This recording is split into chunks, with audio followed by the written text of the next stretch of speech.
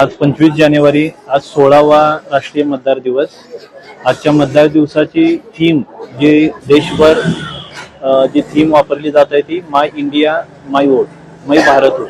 म्हणजे भारता एवढंच मतदानाचा अधिकार अमूल्य आहे आणि तो अमूल्य अधिकार प्रत्येकाने ओळखायचा आहे। निवडणूक विभागाची यंत्रणा जिल्हा निवडणूक निर्णय अधिकारी कार्यालयापासून तहसीलदार कार्यालयापासून क्षेत्र स्तरावरती BLO पर्यंत सर्व मतदारांना मतदान प्रक्रियेमध्ये सहभागी करून घेण्यासाठी अविरत कष्ट करत असते।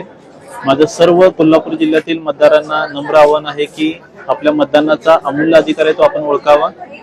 निवडणुकीमध्ये मतदानाच्या अधिकाराचा कोणत्याही प्रलोभनाला बळी न पडता आपण वापर करावा आणि जे नवमतदार जिल्ह्यामध्ये आहेत ज्यांचं 18 वर्ष पूर्ण झालेलं आहे परंतु अजून मतदार नोंदणी केलेली नाही, त्यांनी आपल्या परिसरातील BLOची भेट घेऊन किंवा वोटर हेल्पलाईन हे पोर्टल सुद्धा आणि ऍप्लिकेशन सुद्धा निवडणूक आयोगाने उपलब्ध करून दिलेलं आहे। त्या पोर्टलवरती भेट देऊन आपली मतदार नोंदणी करावी आणि लोकशाही प्रक्रियेमध्ये सहभागी व्हावे। आज 25 जानेवारी 2026 रोजी 16वें मतदान दिवसानिमित्त सगळ्यांना खूप खूप शुभेच्छा देतो।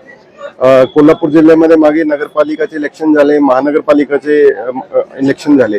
दोन्ही इलेक्शन मध्ये राज्य पातळीवरती आपले नगरपालिकाने फर्स्ट 5 मध्ये 3 ठिकाणी मतदान पर्सेंटेज आली आणि महानगरपालिकामध्ये इचलकरंजी पण पूर्ण राज्यामध्ये प्रथम क्रमांकावरती टक्केवारीवरती आहे।